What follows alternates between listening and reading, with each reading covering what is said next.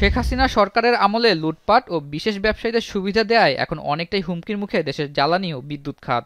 এতে গত ১৫ বছরে এই খাতে বেড়েছে ভর্তুকি ও ঋণের পরিমাণ।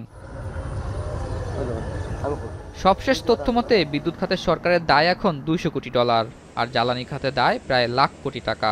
কারণ একদিকে যেমন অর্থ আত্মসাৎ করা হয়েছে, অপরদিকে গ্রাহক পর্যায়ে দিতে হয়েছে ভর্তুকি। ফলে আইএমএফের শর্ত পূরণে ধাপে ধাপে বাড়ানো হয়েছে জ্বালানি ও বিদ্যুতের দাম, সেই সাথে যুক্ত হয় নানা ধরনের ফি। এতে ঠিকমতো বিদ্যুৎ ও গ্যাস না পেয়েও বিল পরিশোধ করতে হয়েছে গ্রাহককে। তাই লুটপাটের কারণে বিগত সরকারের আমলে এই খাত গ্রাহক সেবা দিতে ব্যর্থ হয়েছে বলে জানিয়েছেন জ্বালানি ও বিদ্যুৎ উপদেষ্টা মুহাম্মদ ফাউজুল কবির খান। সেই সাথে অনিয়ম খতিয়ে দেখা ও দুর্নীতিতে জিরো টলারেন্স ঘোষণা করেন তিনি।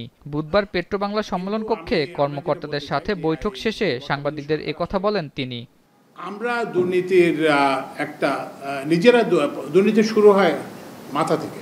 উপদেষ্টা আরও জানান, আইন করে নির্দিষ্ট ব্যবসায়ীদের যে সুবিধা দেওয়া হতো তা বাতিল করা হয়েছে।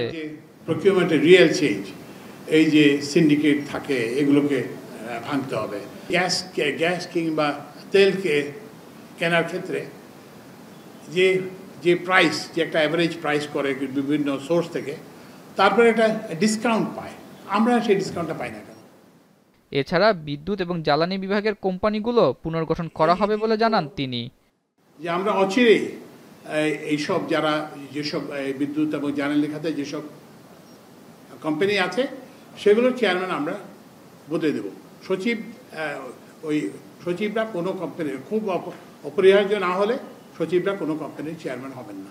লোকজন অতিষ্ঠ বিদ্যুৎ, আমি নিজেই যে বিদ্যুতের যে দাম তাতে আমি অতিষ্ঠ, আর আপনি সাধারণ মানুষের কথা চিন্তা করেন। তো সুতরাং ওই রাস্তা আমরা বন্ধ করে দিছে।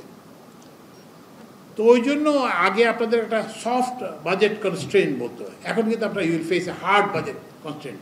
আপনি বললেই কিন্তু মন্ত্রণালয়ের ফাইলে ওই বিদ্যুতের দাম বাড়বে না, গ্যাসের দাম বাড়বে না, কিংবা তেলের দাম বাড়বে না। অপরদিকে বিদ্যুৎ ও গ্যাসের বিলে নিজের অতিষ্ঠের কথা জানান এই উপদেষ্টা। তাই সবকিছুর দাম ও মিটারের নানা ধরনের ফি কমিয়ে এনে গ্রাহককে স্বস্তি দেওয়ার কথা বলেন তিনি। যে গ্যাস পায় না কিংবা ইলেকট্রিসিটি পায় না, কিন্তু এইসব ফিক্সড ফিজ দিতে হচ্ছে, এই ইস্যুটা আমরা এক্সামিন করে দেখব এবং এইটা গ্রাহকদের কোনো রিলিফ দেওয়া যায় কিনা সেটা আমরা আলোচনা করব। আগামী 7 থেকে 10 সেপ্টেম্বরের মধ্যে নষ্ট হওয়া FSRU সিঙ্গাপুর থেকে আসবে। এটি চালু হলে গ্যাস সংকট কিছুটা কমবে। পুরোপুরি সংকট সমাধান হতে সময় লাগবে বলে জানান জ্বালানি ও বিদ্যুৎ উপদেষ্টা। যে আপনাদের ন্যায্য দাবি এবং যা এগুলো আমরা করব, পরীক্ষা নিরীক্ষা করব। কিন্তু আতাউর নিয়ন, এখন, ঢাকা। সানবিট সব দিবে সামাল। সানবিট ম্যাজিক প্রেস ডিশওয়াশিং এর মাথা ঘোরানো সলিউশন।